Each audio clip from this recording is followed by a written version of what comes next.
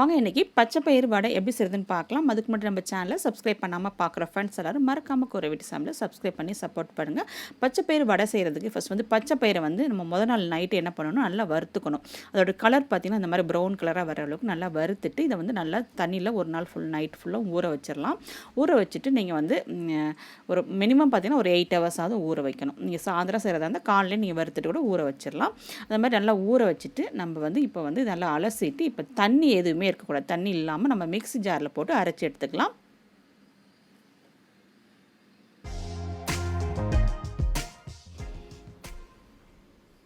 இப்போ காரத்துக்கு பார்த்தீங்கன்னா ஒரு பச்சை மிளகாயும் ஒரு வரமிளகாயும் வந்து சேர்த்து அரைச்சிக்கலாம். இதை நல்லா கொஞ்சம் பொடியை கட் பண்ணிவிட்டு அதோட சேர்த்துக்கலாம்.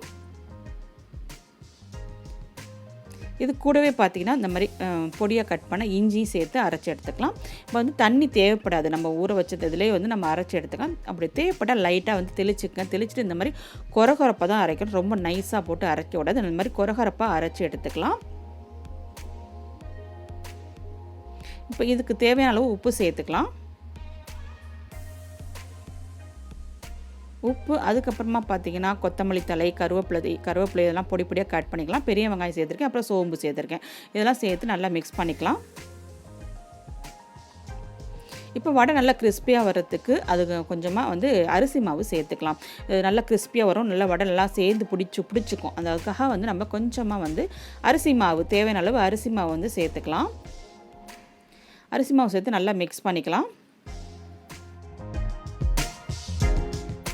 இந்த பயிரை பார்த்திங்கன்னா நல்லா வறுத்துட்டு நம்ம வந்து செய்யும் போது நல்ல டேஸ்ட் ரொம்ப நல்லாயிருக்கும். அந்த பச்சை வாசனை எல்லாமே போயிடும். நம்ம வறுக்காமல் செய்யலாம், இப்படி வறுத்து செய்யும்போது டேஸ்ட் ரொம்பவே நல்லாயிருக்கு. உங்களுக்கு வடை எந்த சைஸ் வேணுமோ அந்த சைஸில் உருட்டிட்டு நீங்கள் வந்து போட்டு எடுத்துக்கலாம். நான் அந்த மாதிரி குட்டி குட்டியாகவே தான் போட்டிருக்கேன். பயிரை நல்லா உருட்டிட்டு இந்த மாதிரி உள்ளங்கையில் வச்சு ப்ரெஷ் பண்ணிங்கன்னா ரவுண்டாக வந்துடும். அதுக்கப்புறமா லைட்டாக ஷேப் பண்ணிவிட்டு நம்ம எடுத்துக்கலாம். உங்களுக்கு என்ன சைஸில் வேணுமோ நீங்கள் வந்து போட்டுக்கலாம். டேஸ்ட் ரொம்ப சூப்பராக இருக்கும். இது வந்து நம்ம சாப்பாடுக்கு வந்து சைடிஷாக கூட நம்ம சாப்பிட்லாம். சாம்பார் சாதம், ரசம் சாதம் அந்த மாதிரி சாதம் சாப்பிடும்போது இதை வந்து சைடிஷாக கூட நம்ம செஞ்சு சாப்பிட்லாம். ஸோ ட்ரை பண்ணி பாருங்கள், ரொம்பவே சூப்பராக இருந்தது இந்த பச்சை பயிறு வடை. ஸோ எல்லாம் ரெடி ஆகிடுச்சு. இப்போ நம்ம எண்ணெயில் போட்டு பொரிச்சு எடுக்க வேண்டியதான்.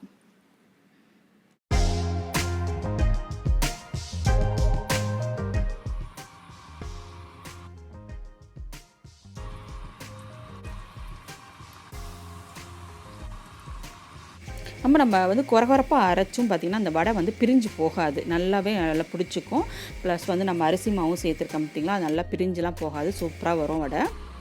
ஸோ அந்த அளவுக்கு நல்லா மொறுமொறுன்னு வந்ததுக்கப்புறமா எடுத்துட்டால் சூப்பரான பச்சை பயிறு வடை வந்து ரெடி ஆயிரும். ரொம்பவே சூப்பராக இருக்குன்னு ட்ரை பண்ணி பாருங்கள். இந்த ரெசிபிஸ் உங்கள் எல்லாருக்கும் பிடிச்சிருக்குன்னு நினைக்கிறேன். இது போன்ற ரெசிபிஸ்லாம் வேணும்னு நினச்சிங்கன்னா மறக்காமல் கோரை வீட்டு சேனலை சப்ஸ்கிரைப் பண்ணி சப்போர்ட் பண்ணுங்கள். தேங்க்யூ.